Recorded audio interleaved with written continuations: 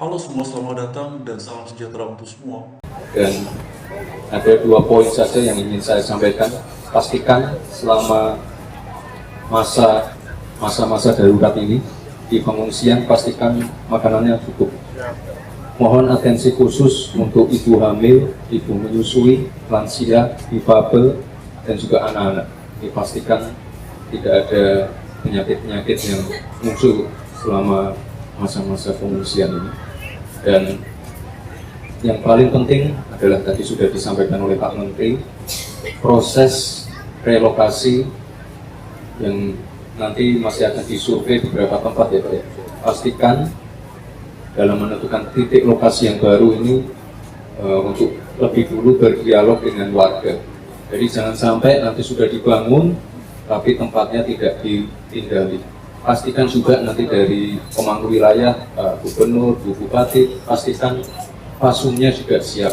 Jadi Bapak Ibu, warga yang ada di pengungsian ini sudah dalam keadaan sulit, birokrasinya jangan dipersulit lagi dengan proses-proses assessment yang berbelit-belit. Kita pengen yang cepat, kita pengen sekali lagi memprioritaskan warga-warga yang kesusahan yang ada di sini. Kira-kira itu Bapak Ibu, sekali lagi terima kasih untuk kerja kerasnya. Saya mohon undur diri untuk memantau 2 titik lokasi lagi. Terima kasih. Wassalamualaikum warahmatullahi wabarakatuh.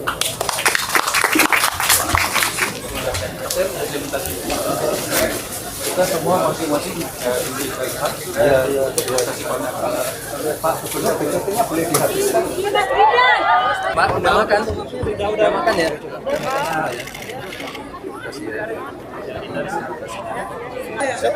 Untuk Pak Mundur, mau masuk ya Pak? Pak Menteri.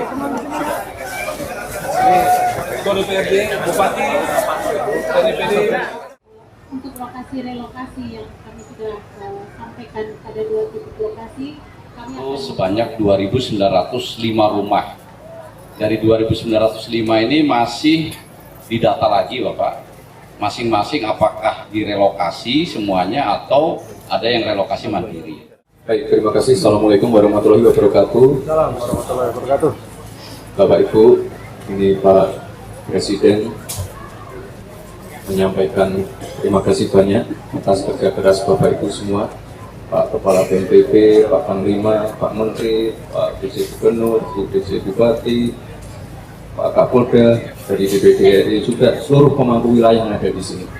Terima kasih sekali untuk kerja kerasnya. Cara kerja yang seperti ini yang diterapkan oleh Mas Gibran tentu ini akan membuat beliau semakin dicintai dan dikagumi oleh masyarakat dan akan membuat juga popularitasnya semakin mengalami peningkatan yang signifikan di tengah-tengah masyarakat, dan sekaligus ini juga menjadi jawaban bagi mereka yang selama ini meragukan bahkan nyinyir terkait dengan kemampuan Mas Gibran. Nah, luar biasa sekali memang, jadi tidak salah lagi ketika Bapak Prabowo Subianto memilih Mas Gibran sebagai wakilnya di Pilpres yang dilaksanakan beberapa bulan yang lalu itu. Nah, mari kita lihat juga beberapa informasi pembanding sebagaimana tadi sudah kita lihat juga ya dalam video yang kita simak secara seksama.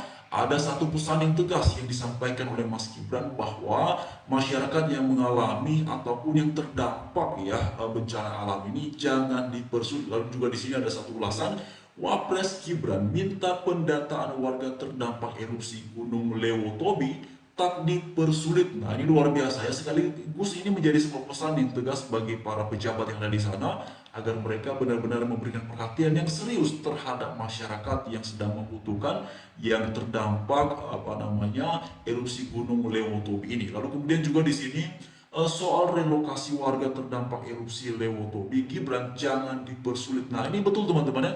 Jadi satu hal yang kemudian tadi disampaikan dan diperhatikan secara seksama dan serius oleh Pak Gibran adalah ini situasi masyarakat itu sedang sulit ya.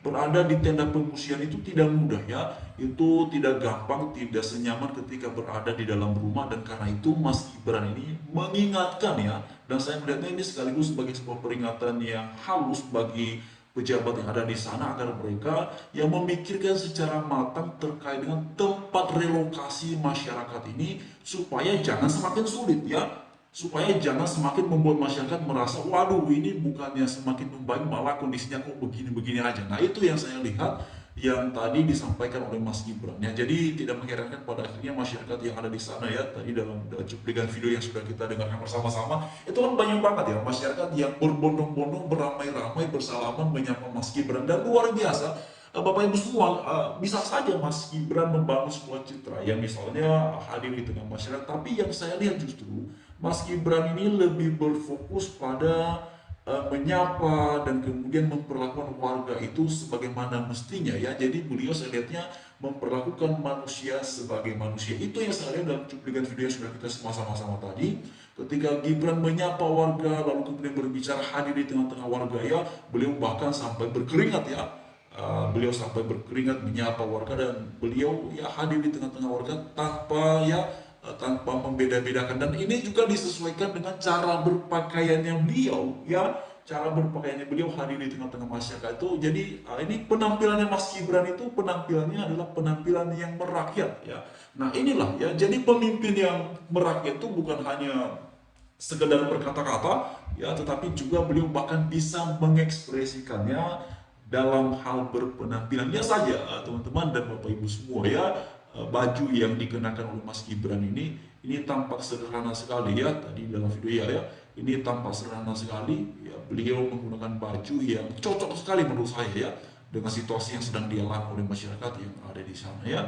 Jadi lihat Bapak Ibu ya, beliau ini luar biasa sekali Mas Gibran ya, meskipun di usianya yang relatif muda, tapi menunjukkan, beliau telah menunjukkan kemampuan bekerja yang luar biasa sekali. Jadi sekali lagi saya sampaikan bahwa tidak salah lagi ya Bapak Prabowo Subianto memilih Pak Gibran sebagai wakil. Jadi akhirnya kedua sosok ini saling melengkapi, karena kan beberapa waktu belakangan Pak Prabowo ini kan sedang melakukan kunjungan kerja di luar negeri ya, jadinya yang mengurus hal yang dalam negeri adalah wakilnya itu Pak Gibran, dan artinya mereka berdua ini saling melengkapi ya. Pak Prabowo melakukan kunjungan ke luar negeri ya, tetapi kewajiban dan tugas tanggung jawab dalam negeri tidak terabaikan sama sekali, semuanya tetap berjalan secara bersama-sama. Nah ini ya, jadi presiden dan wakil presiden yang sama-sama punya chemistry, sama-sama punya niat untuk bekerja untuk kemajuan rakyat, untuk kemajuan bangsa kita, bangsa Indonesia. Nah ini yang kemudian patut untuk diapresiasi ya kawan-kawan semua. Jadi bagi mereka yang mungkin sampai sekarang belum move on dan masih nyinyir terkait dengan Pak Prabowo, terkait dengan Pak Gibran, sudahlah